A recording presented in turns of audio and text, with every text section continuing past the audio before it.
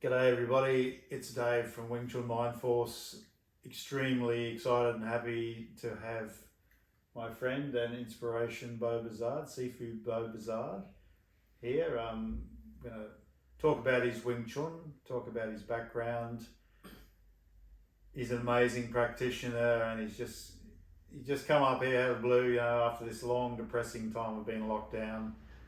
I've had hardly anybody to train with. And I'm often complaining about that to my poor wife. Wish I had somebody to train with, and Beau had mercy on me, and he's made a trip up. We're spending 2 days together, and I feel like I've just been dropped into the Shaolin temple. And he's not the blind one, but he's a mixture of some of those cool characters. But he's transforming my Wing Chun, to tell the truth. And as much as I think I'm really bloody good at it, I've realised I'm not as good as I thought, and I've got a lot of great stuff to share with you, and also excitingly got some great footage from last night. Beau teaching one of my students going through Siu Nim Tau, and today we're going to make a bit more film, so there'll be 2 parts of this: the interview with Beau now, and then workshop elements, which I know you all really like, where you can learn stuff and see it demonstrated. So, welcome, Beau. So, could you just tell us about your background in Wing Chun? Okay, thanks for that, Dave. My background actually started in 1973. It's really quite funny that I was doing a gig, or singing in a show, and Master Kevin and I was there, and we became friends. And at the time, I didn't know he was learning kung fu. And then about a week later, or a couple of weeks later, there's an ad in the paper: learn Chinese boxing. Well, I'll ring this up, and Hugh should be on the other end. Was Kevin L. so cut a long story short, I actually lived with Kevin for quite a while. And did you say 73? 1973. So it was really the start of the kung fu craze, the Bruce Lee thing, all that. Really It was. That was really sort of hit that 73, didn't it? 72, yeah. 73. In fact, the only kung fu things around those days were the old Chinese kung fu movies you could go and see in the theatres. So it's very, I'm very fortunate to start with Master Kevin, because he gave me, so to speak, my break into Wing Chun. And in those days, there was not sort of too much true information about the Wing Chun system. And when I say true, if we go back in time when Kung Fu first sort of came onto the scene, whether it be Wing Chun or other styles, a lot of people from other styles stopped what they were doing and decided they'll start up a Kung Fu school. So a lot of them never had knowledge of the Kung Fu martial arts. So that's why, obviously, in this foundation period, there weren't that very many good people out there till such times they've done, let's say, their apprenticeship, so to speak. So with Kevin, Kevin's lineage and mine at the time was under Greg Choi, who was actually based here in Sydney. And Kevin would travel from New Zealand to Australia and spend an absolute fortune. In fact, if you look at 1973, paying $53 an hour for private lessons was a lot of money. Okay, he actually had to join Greg Choi's school. He couldn't just come along as a one-off thing, so he did various trips backwards and forwards to New Zealand to here and backwards and forwards. So was not allowed near the wooden dummy. That was like taboo. You can't touch that. And the end result was he had to train very hard. In fact, he couldn't wear watches, rings, or nothing on his arms, because Greg Choi is very into arms hardening, all that sort of stuff, So one thing led to another, and we opened up the Xiaolong Kung Fu Kuen, or Kung Fu School, in Invercargill, and were privy to do a demonstration with Rod Dixon and Precious McKenzie in Queenstown, New Zealand. It was like a acknowledgement night for the stars of sports, and there was the karate school, us, Kung Fu school, and a judo club. So very exciting time. At which stage Kevin later on relocated up to Christchurch, and because I was in the mode of my wife of actually coming to Australia. Hardest part was when I came here was trying to find a good teacher as such, and had joined a couple of schools, and I'd even been just on the side, you might want to edit this, I was actually a student of Willie the Kid, William Shong, and the only problem was his school was teaching Wing Chun one day on Saturday, and Sunday was Muay Thai, and you had to do both to be a member of the school. So it was not my cup of tea. So was that in Sydney? That was in Sydney, yeah. Actually in Glebe. It was in Glebe. Glebe Island Church Hall, I think it was called. So hence I didn't stay there too long. So from there on, I just really carried on doing my form. I'll say the word no idea. Just going through the sequence of movements as most people would do in Wing Chun. So to a point later on, 1983, Jim Fong's Academy opened up in Sussex Street in Sydney, to which I joined, and still one of the oldest training members from there to now, so to speak, that I've carried on. So I've been very fortunate to had taken the first big trip of 23 students to Hong Kong in 1989, and summoned by Sifu Jim Fong to actually be at Choi Sin Ting side all the time while Master Choi was teaching. Yeah, I found that out later on. I wasn't aware of that at the time. Very interesting concept on the first visit, but although I had met Grandmaster Choi Sin Ting in Australia previous, about 1986, this is 89, so to take 23 students to Hong Kong with a lot of students, so we had to split it. The beginners during the day, we had classes, and at the evening the seniors went, because otherwise you just got bashed up, so to speak. Yeah. But anyway, on our last night there, it was very interesting, and I like to relay this message because teaching is such an important thing when you're correcting students, and through an interpreter in Hong Kong there last night, Choi Sin Ting wanted me to correct a couple of Master Jim Fong's students.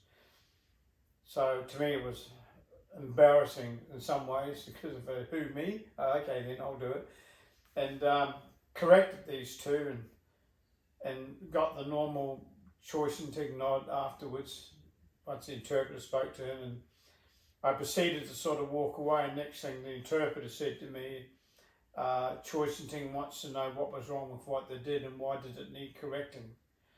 So that was a really big education to me, that you don't correct for the sake of correcting, you must know what you're doing. And hence sort of started my travel there, and I've always been interested in imagery and the superhighway, as I call it, going through the body, superhighway, or the fibre optic cable, or blood vessels or nerves, or whatever you want to call it.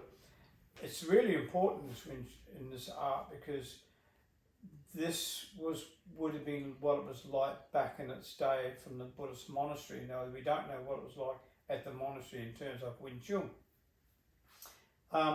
So I sort of saw, when I left Master Jim Fong's Academy and decided to sail out on my own, in some way it's a good point to me, because one thing about my training, I've always been honest about it, and I've never proceeded to make things up. They must stack up in their own right, so to speak. And my last trip with Qigong was alive, it was my last trip, but my trip to Hong Kong with Qigong was still alive. Ever since that trip, I think he passed away 2 years later, I actually dropped everything I was doing. I dropped the dummy, I dropped the butterfly knives, I dropped the pole, Chum Kyu and Bouzaid. Because I wanted to go back to something that I realised, not knowing what it was, but there was something there I sort of felt I was short of, it wasn't understanding in terms of application of movement, awareness of movement, what did I feel when I was doing it, how can I make it better, why does it work and why doesn't it work. So there was a lot of that stuff running through my head, and I sort of saw, well, every now and again you see someone learn a movement from the form, and then someone would learn another movement from the form, but no one seemed to sort of stand up and say, this is what you should feel when you do Siu Nim Tau form, that you have to be on all the time, not because I'm going to demonstrate bong xiao. So my question to my students is that the form starts before you measure your stance out. But not because you did a movement, you did that, you said already I'm ready to start.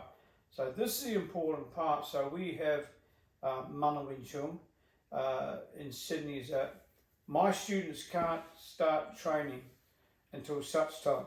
Yep. It's proudly wearing the t-shirt. Such time as they feel ready to start the form. So we have a procedure, and we do it in our own time. We stand there, just normally stand, measure your stance out, but don't worry about sinking the weight at all for a while. And get your head around what you perceive that you want to do, or how you want to do it when you're doing the Siu Nim Tau form. Then when I feel a little bit comfortable with that, hands at the side, and to a point that you almost feel the blood building up at your fingertips. So the weight's coming down through your body to your hands. Really nice feeling. And I want to get you to sort of run through all this with me, film it, so that the guys can sort of really get their heads around all your ideas, how you set up. Yeah. So this is getting the weight to your fingertips. So when I feel that, then I sort of move my knees forward. The importance here when you're moving knees forward, you don't drop your bottom. You don't curl your pelvic. You just let your knees move forward slightly and let your body follow up with it. Then we'll stand there. I do what I call my self-correction. I check, yes, thanks to Ma in Hong Kong, I check your ankles are relaxed, your feet are relaxed, your calf relaxed, your thighs relaxed, your knees relaxed, everything right up through to the top of the head.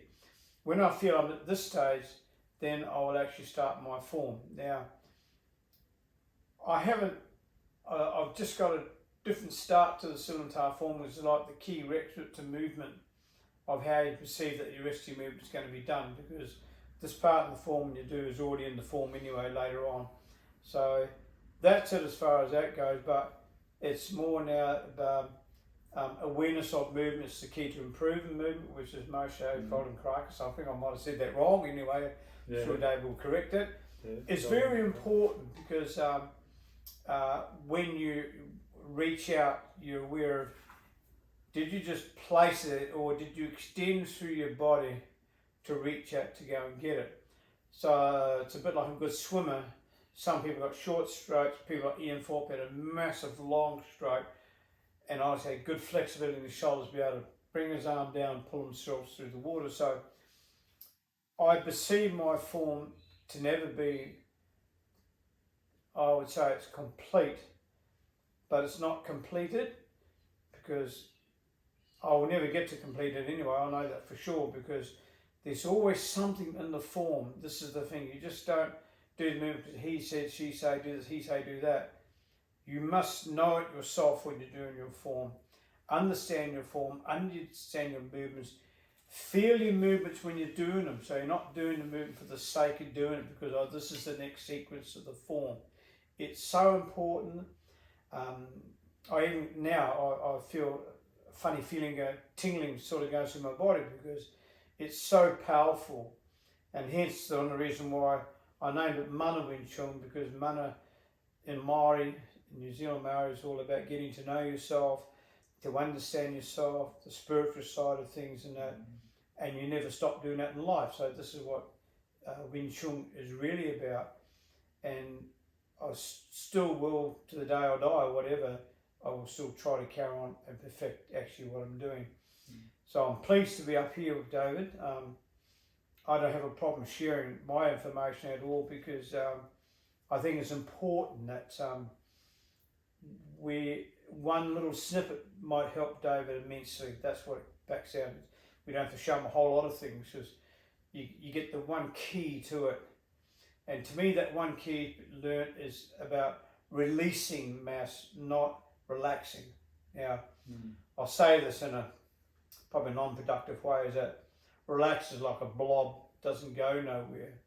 But to release is something that's traveling. It's releasing to where, releasing down to your feet, releasing down your back, releasing out through your hands. It's not just a relaxed method, so to speak.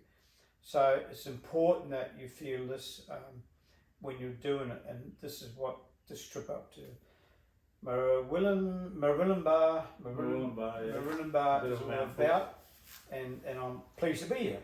Yeah, well, thanks. That was a fantastic introduction and full of great ideas. And you've, as I've said to you,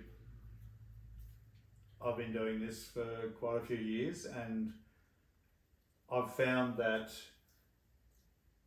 the art, there's an old saying, the art looks after the art, and another one is the art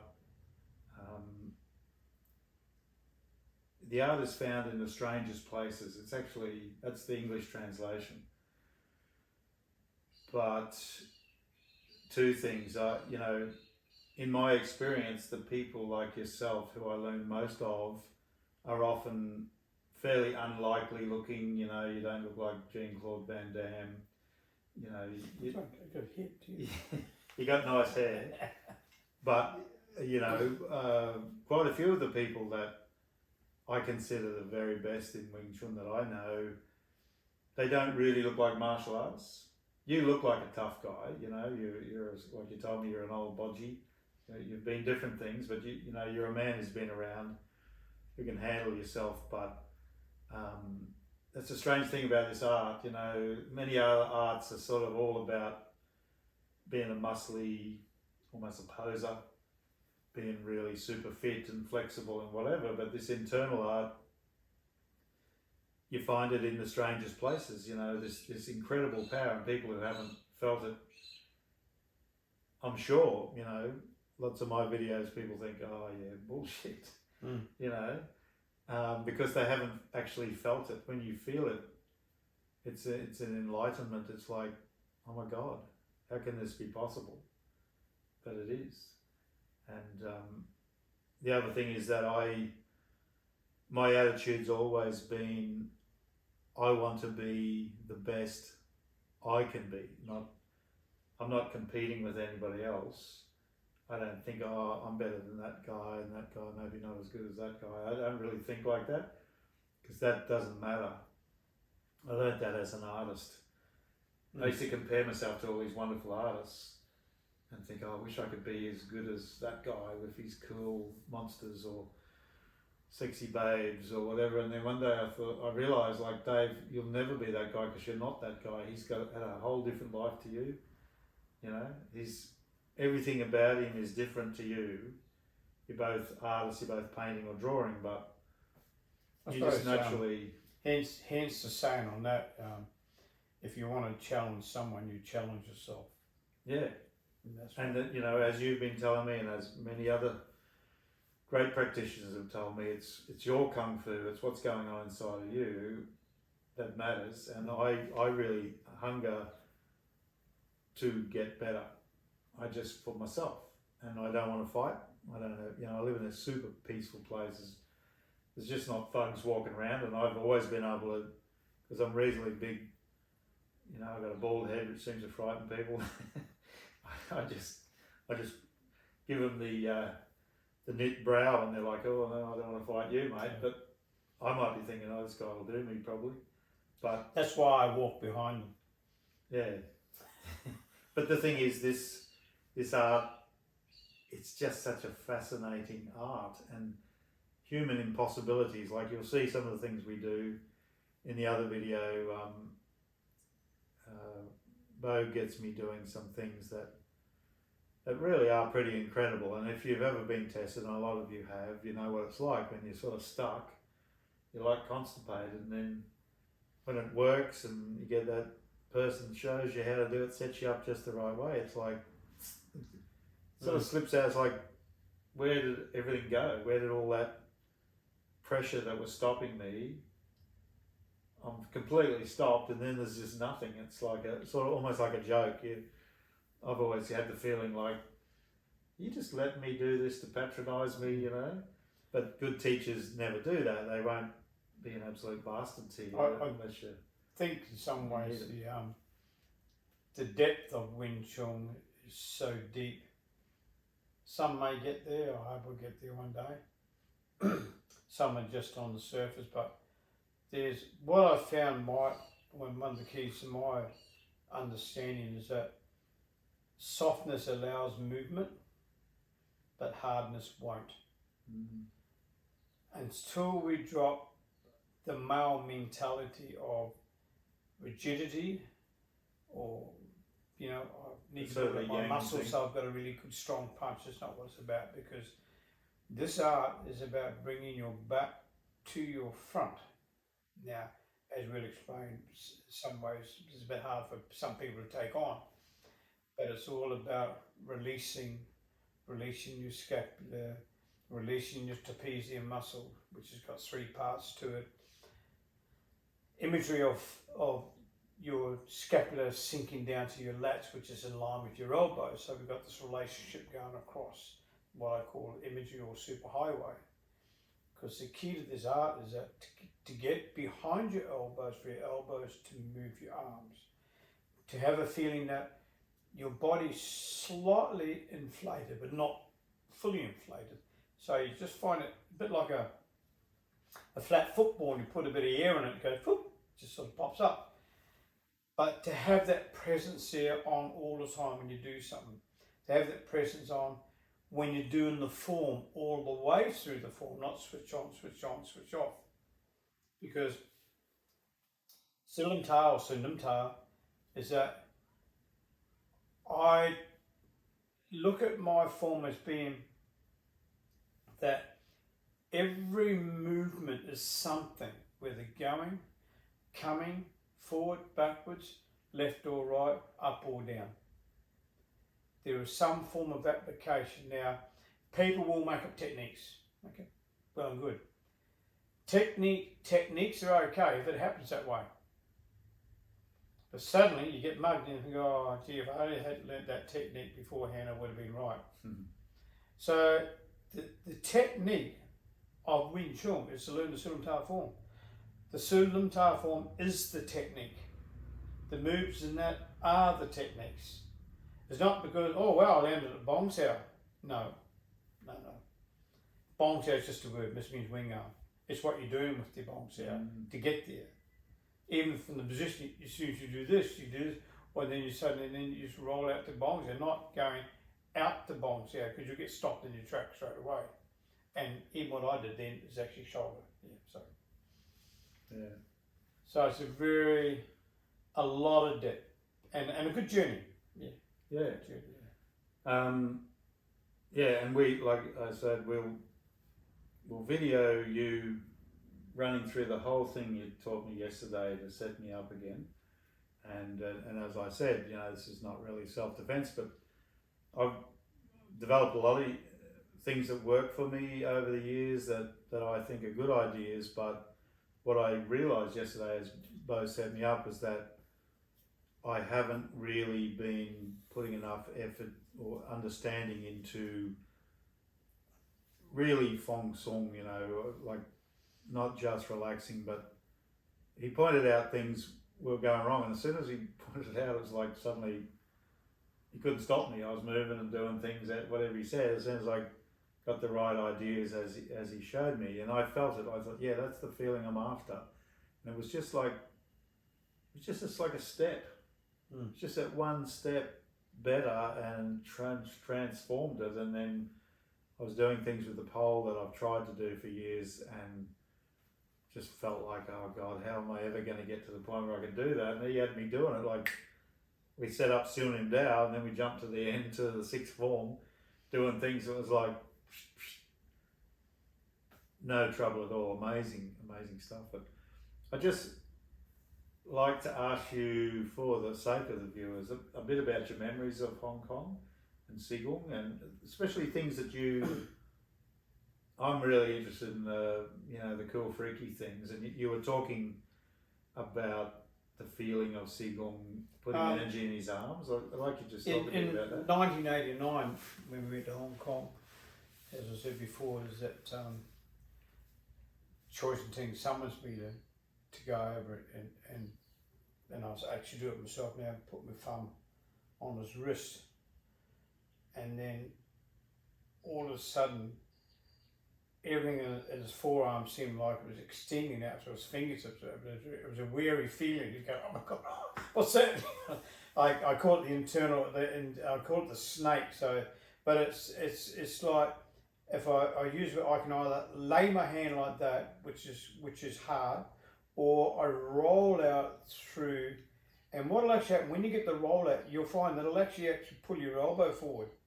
Because what you're doing is, let's call it the fibre optic cables, whatever, doesn't really matter, nerves or sensors or whatever. But it's releasing forward to get that feeling. Even if I sit here, I can still do it. So I practice my Wing Chun sitting down anyway. So to feeling of reaching, right? And then he summons me to actually grab his hand like that. And after a few seconds, I could feel this arm starting to pump, grow, to the point he's released my grip. Not fully, but I don't have a clasp. I couldn't clamp on his arm, you know. Wow. So it's blowing up. And then, you know, then the next time he called me over again, he said, someone just put your hand here. It was like zzz. It was like one of those electric buzz bars, you know, where the current's going, sort of going, oh my God. It's like all the hairs are all standing up. We didn't have any hairs on his arm anyway, but it was really an amazing feeling. And even stepping away from that, man, it's really interesting because over the years how I actually saw Choice and Ting change a fair bit too, because in those days it wasn't so much about releasing the shoulder and doing this and setting up. So he was obviously, I mean, the funny part about it was he knew he had something, but I don't think he knew what it was for, if I can say that in trueness, you know. Yeah. And so it's been a privilege to be part of his extension and his actual training through the years itself. But, you know, there's the saying I have in the Wing Chun that if you can really set up correctly, you've only got to use minimal movement, but maximum result. Okay, and that's a key to actually look at when you're applying movement. If you have to do a big movement to get a result, you're doing something wrong. So, because this is all about setup through the body. But in those days, and I remember our wing was always everyone's challenge in Hong Kong at the time, and we used to call it a machine gun because you go like that, and all of a sudden you go, it's like punches sort of flatten you, and this is true to what I'm going to say. He was so good that I sort of had a feeling of wanting to get to him somehow and just do something to him, you know. And he'd be standing doing cheese, and next to him, bang, he was here. And he'd just go, whoosh, boom, you go, oh my God. So after he'd done that about 3 times, after I thought, right, I'm going to get you, you know. Well, he's done it. I couldn't stop doing what he did. But what actually happened was he lifted up his boat, and I come around and I've gone boom on the side of his neck. Now, to the normal human being, that would have been it. He just shook his head and went, carry on. Yeah. And I thought, I'm never going to win with this guy. You know? And the speed and the lightning, and he was always, I mean, sometimes you see him doing Chiso, he's quite nice to other people when he's doing it, because his aim was, it was a play game, feel soft and floating. And that's why now I have a thing what I call free flow Chiso, which is you drop out of your comfort zone, go loose, and you sort of do what you want to do when you're actually doing your Chiso. Just pause there for a sec. I didn't like the sound of that ding. It was either a message or it shouldn't cut off, but sometimes, no, it's still running fine.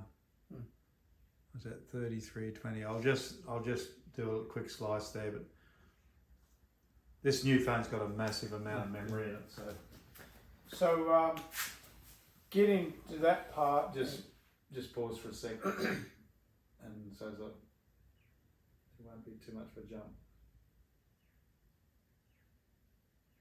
okay. Getting to that part, and as I said, my last, or second to last trip to Hong Kong when Qigong was alive, I'd always practice my form probably over a period of 6 o'clock in the afternoon, what it was, or 10:30 at night, to the point that I could hardly walk home. I'd do my form, and I've always been one like self-correction, or hopefully I'm self-correcting correctly, so to speak, that I'd do my form and then I'd spend the next couple of hours doing this. And the funny part about it was Choice and Ting would, you'd see him in the mirror, because the school had mirrors all the way around it. He'd start heading towards me. I'm going, oh my God, no, am I doing something? What am I doing wrong? What am I doing wrong? And he'd venture off and go somewhere else, right? And then I'd look in the mirror and he's over in the far away corner looking at me again. He'd start to walk, oh no, I've done something wrong, you know.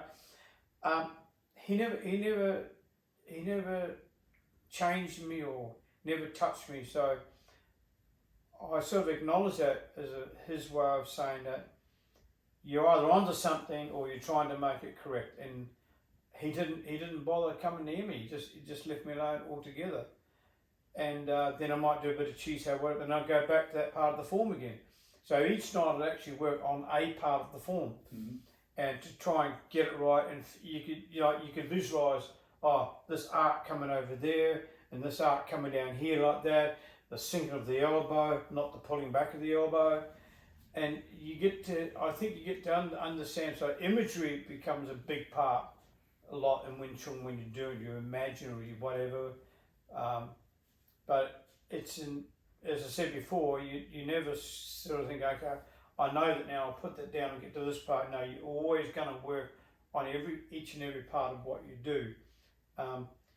It's like the ultimate car. You want to strive for perfection to get the best car in the world, and when you've done that, you still want to make another car and get the best. Well, Wing Chun, we're still trying to get the best Wing Chun. We're still trying to make a better Wing Chun.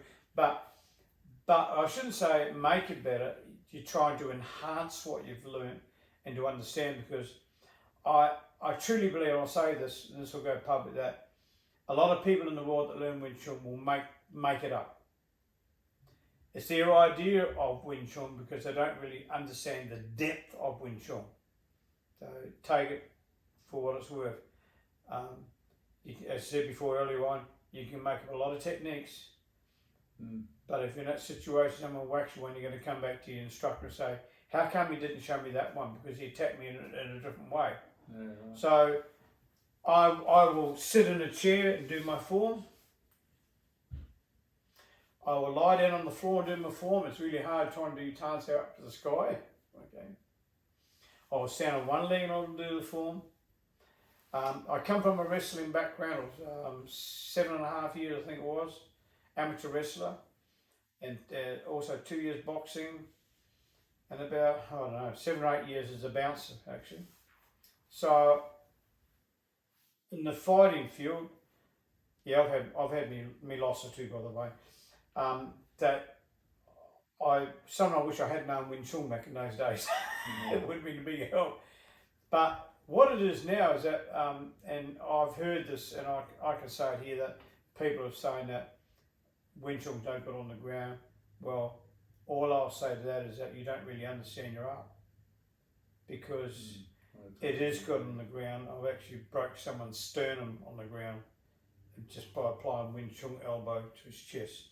And I was doing my wrestling time just laying on top of him, being what we call dead weighted, releasing all the mass right through and the guy's a lot bigger than what I am. But people who say that sort of stuff only understand Wing Chun as techniques and tricks. Yeah, they don't know.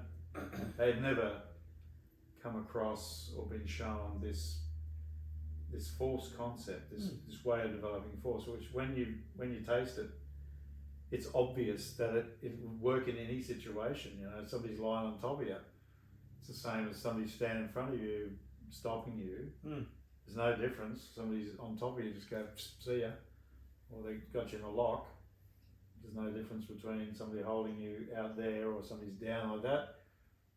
That's obviously going to at least help. You know, if you're really good at it, you just get to Well, even just that, when sometimes I just turn it down like that, but obviously now even if you're lying on the ground, when you turn, you believe it, you're actually doing your chump cue when you turn. Yeah. I once had a guy on my shoulders, was in our Wing Chun club, but this guy had done a fair bit, he was a Japanese guy, had done a fair bit of judo, and he was pinning me. He's about my size, and I really couldn't move him. You know, when I tried to do it, I was stuck. And then Richard said to me, Dave, he says, just forget about the shoulders, just pivot. It's just chump cue. And I went like that, and this guy went, and I had to actually grab his head so as he didn't hit the floor, because he was completely blindsided. Like he went from knowing he had me, and he wasn't there, and I just went like that, and he was, and that's when I thought I really would like to work with somebody, a jiu-jitsu guy, who'll be, you know, not too rough on this old guy. I might be big, but I'm 63. I don't want somebody who just get in and start popping the arms out of the joints. But somebody who can, with respect, we can work together and try out things, because that's the thing. I think there's a lot in what all you people who are really good at it teach, that, you know, this tradition we've all learned is so powerful for anything, really. It's just, Susanna Ho used to say to me, use Wing Chun for carrying the groceries, for pulling the weeds. Oh, yeah. Pushing the mower. Yeah.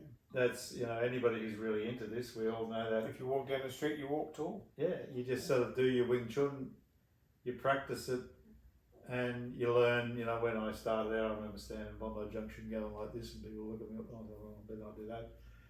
Well, my wife always gives me a hard time, so when we get to the freezer counter, there's something in, I pivot over here to what are you doing? Oh, sorry. Well, I remember a great story somebody told me about Sigong sitting in the movies with Sipo at a chick flick, and of course, like most of us kind husbands, we're happy to do it for our wife. We just sitting there going, oh. And he said he did all the forms in his mind, just sat there. Yeah, it always surprised me. Yeah, practicing. Yeah. You know, and Sipo might have looked and thought, oh, he's enjoyed this movie. He's got a nice, happy look on his face, but he's really just somewhere else doing Wing Chun. I just wanted to get back to you because I like the freaky stuff. That thing, I remember Ivan telling me that he felt Sigong's arm and there was like a bump.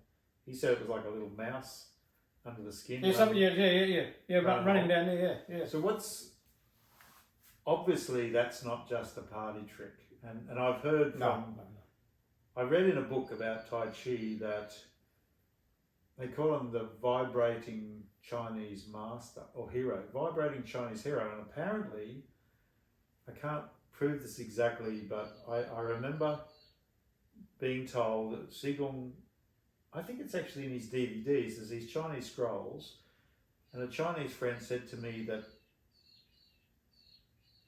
yeah, it was actually an older Chinese lady, a really lovely lady, who'd only just started Wing Chun, so she doesn't know who Sigong is or anything. I said, what does it say on there? And she says, bring back the influence of the vibrating Chinese hero. I said, isn't that interesting? Vibrating Chinese hero, like, what does that mean? And she said, oh, I don't really know. It's a sort of a saying. And then I read in a book about Tai Chi that they consider real masters have a vibrating energy in their marrow, like inside their bone, they get this vibration. I think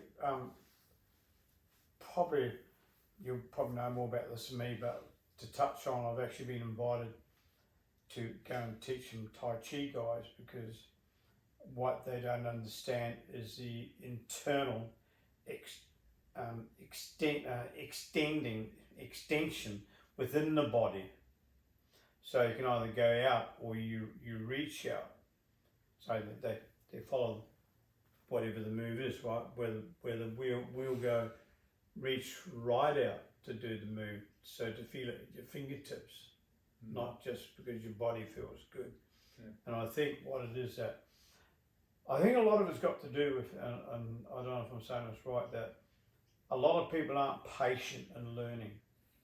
So it doesn't matter. The best tennis players in the world practice. Bruce Lee practiced. Bruce Lee, well, as we know, only did Siu Nim Tau form anyway. There's only form he learned. But he obviously understood it very, very well. He went and did fencing because he liked the footwork and fencing. But hang on, it's in the second form. Yeah, right. Right? Yeah, but he must have seen it. Yeah. There, he would have seen others doing it, right? You know, it's like you can reach externally, or you can reach internally. It's going to the max. So and what my doctor actually wanted to do it is that some of his students that they don't have that feeling of going out and how to make your internals, like when you sit here, I can either inflate hard or I can just inflate soft. Soft is heavy. Right. Hard as a fixed unit. Yeah, right. Has no weight to it. So would the vibration be a very high level sort of emptiness of going out like a... I'd go as far as say it's probably that, but also we were talking today about, or yesterday, about the coiling elbow or spiraling elbow within the punch, that from standard punch to my coiling punch there's a difference of 150 millimeter extension. And what it feels like is that you actually hit the target, but then after it, the afterburner came in. That now is your body mass coming through and out through your hand. Your whole weight in your body mass. So it's just amazing. They probably go, oh wow, oh God, what was that? You know? Yeah. So I dare say it's a bit like the palm. You go bang or you go boom, and so it's the whole lot's gone through your body.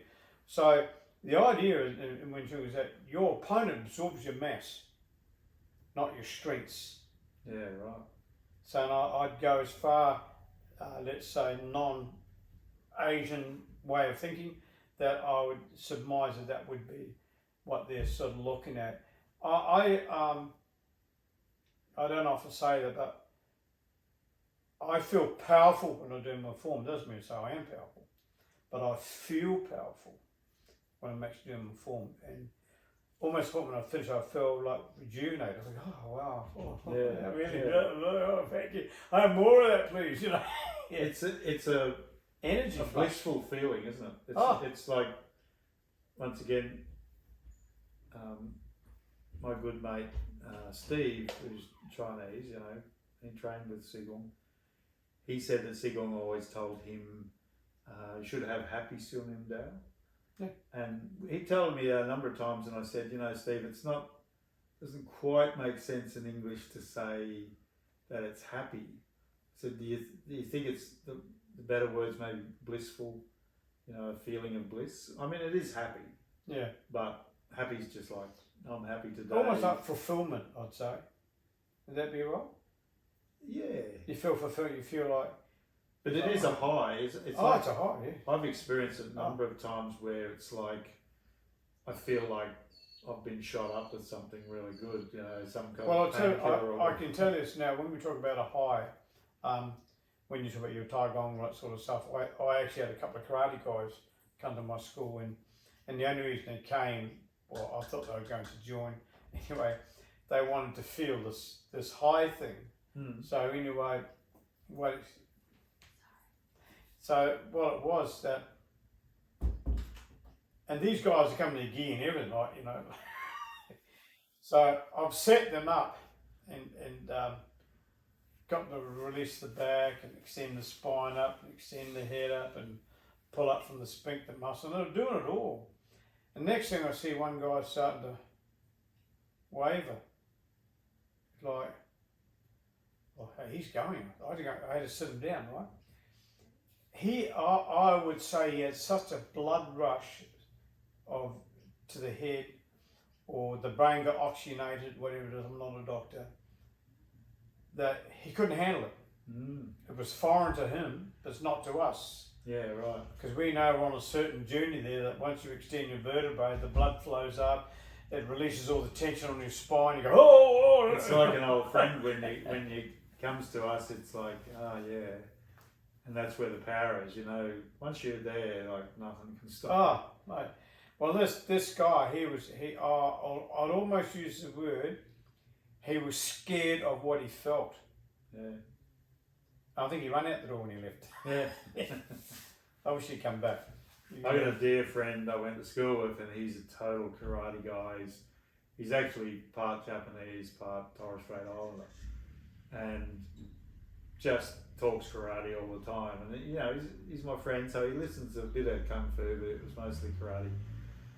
And so I stopped trying to tell much about kung fu, and then one day I demonstrated a couple of things, and you know, the pivot exercise where you get somebody to stop you, and I was having some success, but so he's really right down in his karate stance. He's really trying me, and I said, okay, and I did it just right. It was like this, and he's sliding across the carpeted floor, trying everything, and he looked at me and he went, huh.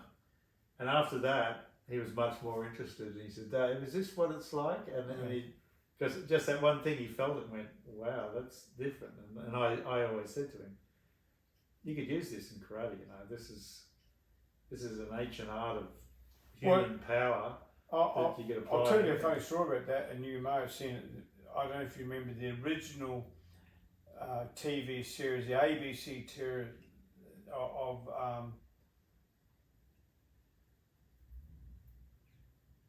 I think the name of the show now. Warriors or something.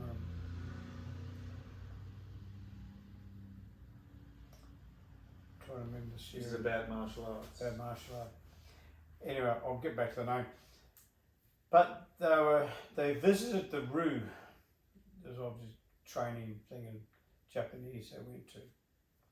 And they visited these two brothers. That's the word I got up there, by the way. That says Rue. Is it? Yeah. And the way of the Warriors. Right. There's two series of it. The second series wasn't as good as the first one, the original one, right? Okay. Now, these two karate brothers, it didn't look like karate. They had so much flow and rhythm. Oh, this can't be karate. No. But you trained all those years to get to that. It's almost like you've stepped away from this now, you need to do this. Yeah. And it's like, almost like a combination of full body chi sao, a bit of karate, but it was like... Was it Okinawa, maybe? It was done in Japan. Could have been, I don't know, mate. Don't know. Because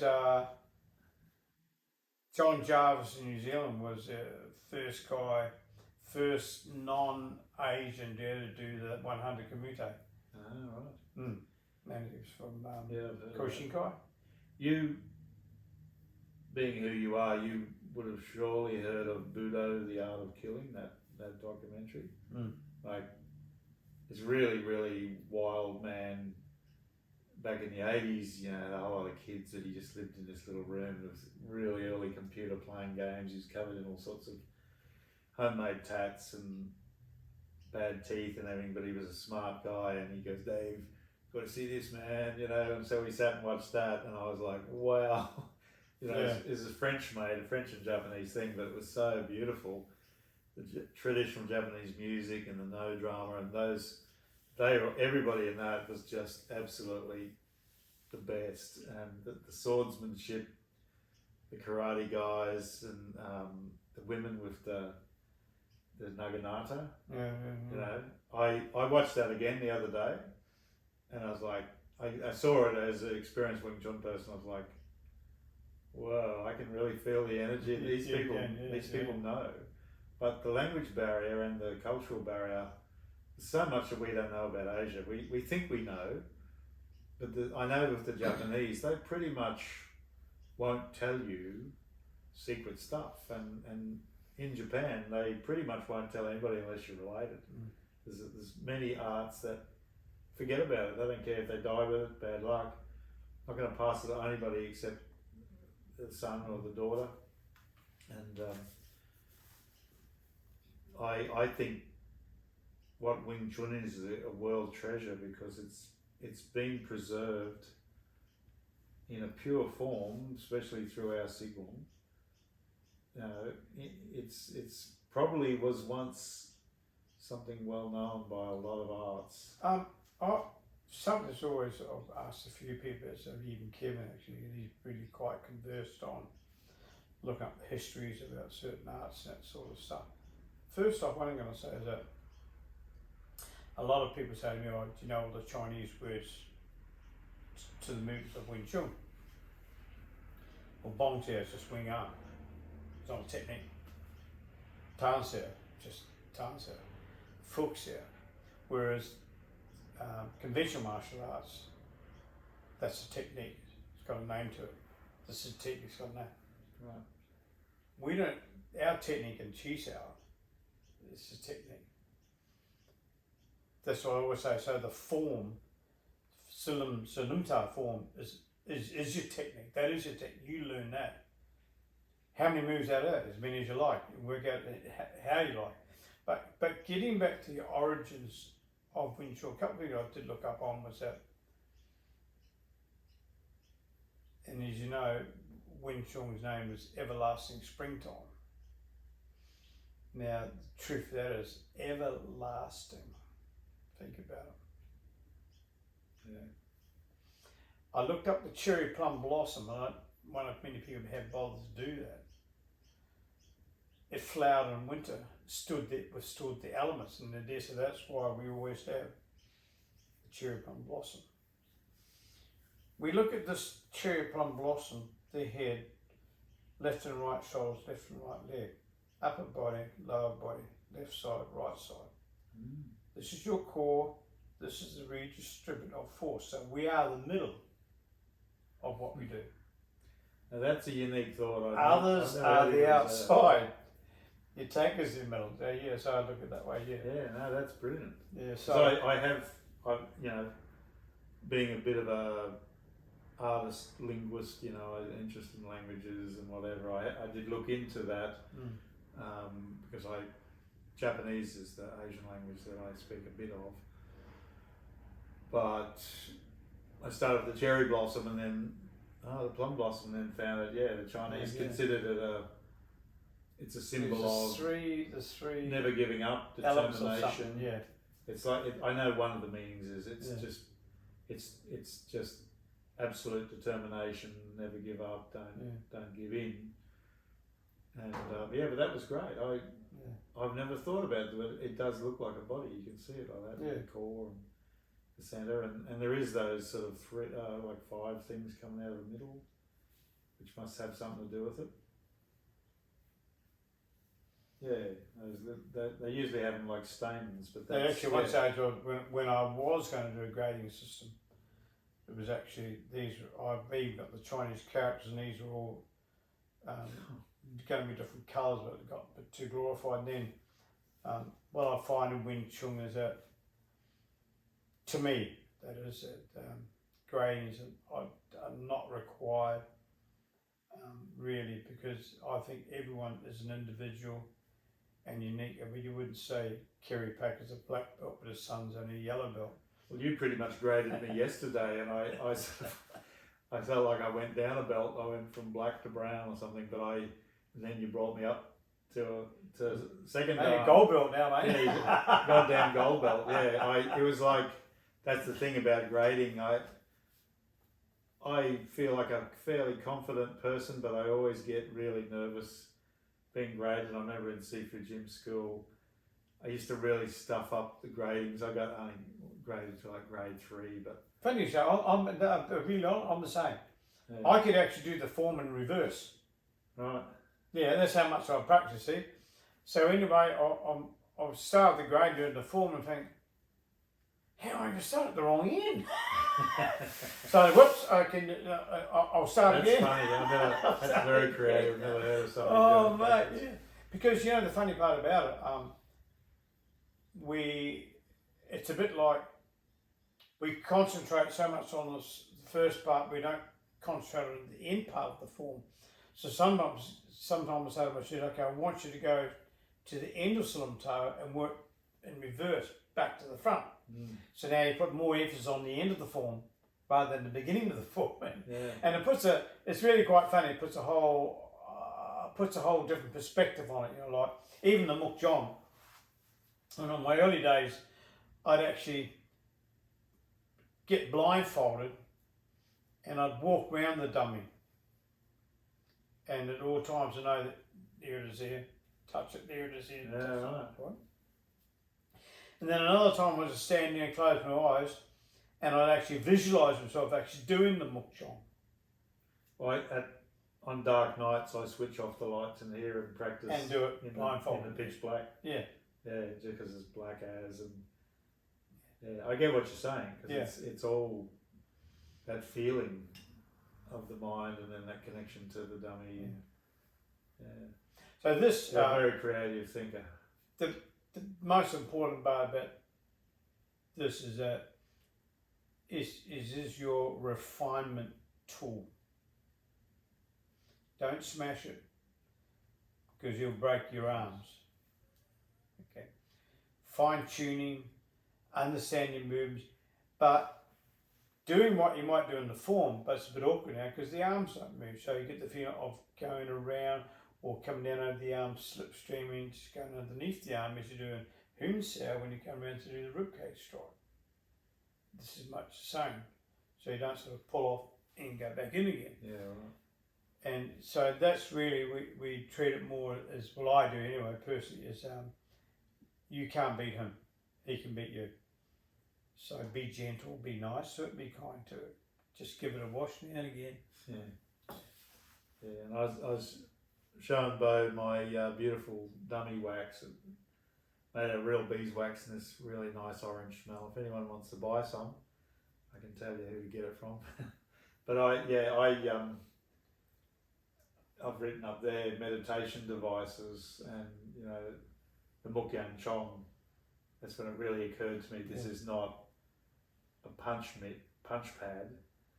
It's a meditation device to work on the real Wing Chun.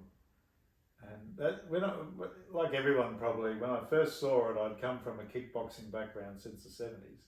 Like I literally started in 76.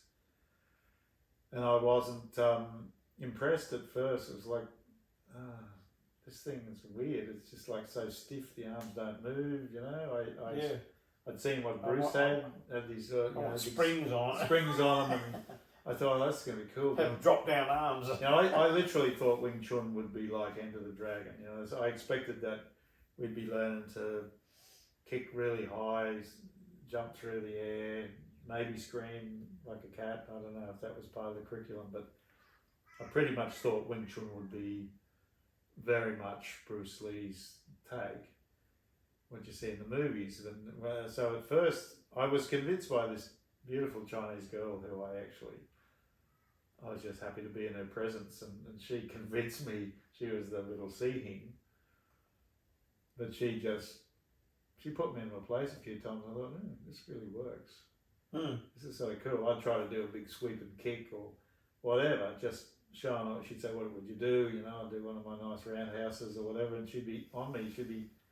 The fist would be on my nose as my foot's halfway to there, and she's like, stepping inside your band. She said, no, I probably would have kicked you before this fist hit you. And I'm like, this is very practical, you know, this whole centre line coming, always just attacking and not really giving anybody a chance, not leaving a great big hole that they could come through, just going, it's so smart. And it's like, actually, Wing Chun is like a lot of special forces stuff I've seen, where, you know, you've got your sort of show off ways to use guns and you've got your movie ways to be a soldier. And you talk to a real special forces person and they can all like knit and sew and cook really well and keep themselves warm and dry and tasty, and all this super practical, almost like housework stuff they do.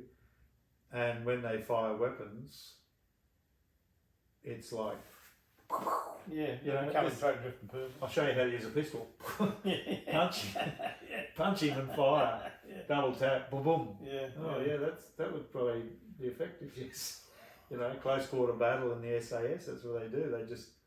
They charge in and basically just hit people with the pistol whilst firing. Boom, boom, boom, boom, boom, boom. Take them out super fast. No room for. I hope I hit him.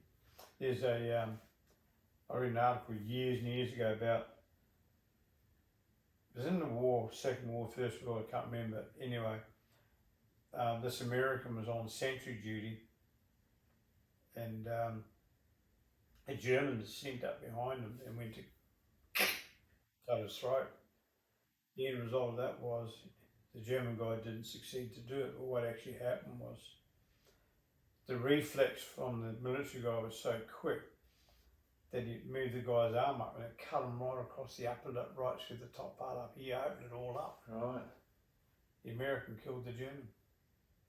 Yeah. So reflexes. So he was cut. He was, yeah. This is not as cool as that story, but you know, I was telling you I was a little guy at school, and you know, bullies being what they are, they're just gutless pricks who go around looking for somebody who's an easy target, and I appeared to be an easy target, even though I really wasn't. I was very fit and very mean little bastard once I got going. But this guy comes up to me and he throws a punch, and I just went like this. I'd never learned anything, but as he threw this fast punch trying to hit me in the face, and I went like that, and his arm was turned aside, his fist there, and he's standing there looking at me and he goes, "Do you know Kung Fu?" I said, "Yeah." Oh shit. And the word went out and no one would come there. After that, yeah. And then, but it sort of, Not sure yet. it backfired because he wanted me to be his bodyguard. He was running with some kind of rough kids gang, and at the school dance, he asked me would I be his bodyguard because this gang from another suburb was after him. And I'm like, oh, come on, you know, I'm feeling like saying, listen, it was all bullshit. I can't do Kung Fu. But he was a brother of a mate, so I thought I'd help him. But then next thing, he's surrounded by like probably 15 really tough young thugs, and he's on his knees in front of this guy in the middle of the dance floor, and he's something's being told to him, and he's probably thinking, "Where's Dave? You know, Dave should just rush in here and clean these guys up," and I'm just like, "Sorry, man." Yeah. I'm not going to go in and get the shit kicked out of me by all those guys. So I watched, you know, I didn't run away, but I watched. If they'd started smashing him, I would have just jumped in. Because that's the sort of guy I am. But luckily nothing happened, but he got up, I don't know, he probably had to take off the end of one of his fingers or something. But yeah, it was amazing, just the reflex, and that's so powerful, isn't it? You know, That's is a good thing about Wing Chun, is that when you if something comes, you raise, you don't sort of go. yeah. It's just to have that. And when your Siu Nim Tau is good and you've got that effortless force, doesn't matter what you do. It's like yesterday, I have, like I said, I have done this sort of stuff before, and other people have got me to do some really pretty damn remarkable things. But yesterday was a high water mark actually, because you really went through the whole form. And I got really confident at the end there. I just knew I could do it. Like it was just as long as you're like a new person. yeah, as long Just as that pole. Oh, more of that. More of that. yeah. I was tripping because it was like basically you know, like everybody who's honest with themselves, I know what I'm good at and what I'm not so good at and what I'm sort of crap at. And there is parts in the form that are like that, but also in the other things. And I was just picking Beau's brain saying, what about this? What do I do about this? And he went, dit. Oh. And then, so when we got to the pole, that was basically he was out at the end of the pole and I was holding it, and we did, you know, that one, which I've always thought I was all right at it, but you know, I sort of honestly knew I was using a bit of muscle. and Beau got me to do it effortlessly. And then he said, "All right, I'm going to stand behind the pole at the end, just pivot slightly," and I was in that right state, and I went like that, felt nothing, and then Beau went backwards. you went backwards, and then you grabbed it, and then I brought you back to the same place. And once again, there was just not the slightest feeling of dragging, pushing, even slightly. It was like, wow, this is magic, you know. It was sort of really, it's magical. It is, man. It's always, and you know, like, there's always that fine tuning thing that you'll go on to do yourself, because you'll make yourself better and better and better at it all the time now. That's the thing, you know, you've got that one little... Yeah. Well, you know, I told you a story that a Chinese friend of mine, she's married to a good mate of mine who lives in China, and they're both extremely creative, successful people. And I was telling her some of my Wing Chun stories. She didn't really know about Wing Chun, and she sort of felt that I was made for Wing Chun. She said, "I reckon, you know, you could become very good at this." My feeling is that you got to find somebody that can poke holes in. She called it the paper screen, but she was basically saying, you've got to find a master who can just find those things that where you're missing, that you know you're not good enough, you're just missing, and it's subtle stuff often. It's very subtle, but that's what he did. So yeah, I'm very grateful that you've come, and I think we'll round up our interview now. That's been very, very interesting. And, very good. We'll do some whatever you want to do with me, but we'll do some stuff, and I'll get you to set me up as you did yesterday, and I'll film that so that the folks out there in TV land can see it and get an idea of how that works. Good. Thank you. Thank you all.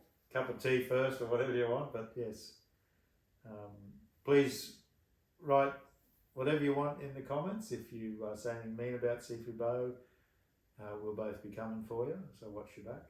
But if you say nice things, I'm sure Beau will be happy to answer, even just through me. And I must say, I really just don't seem to attract the trolls, touch wood.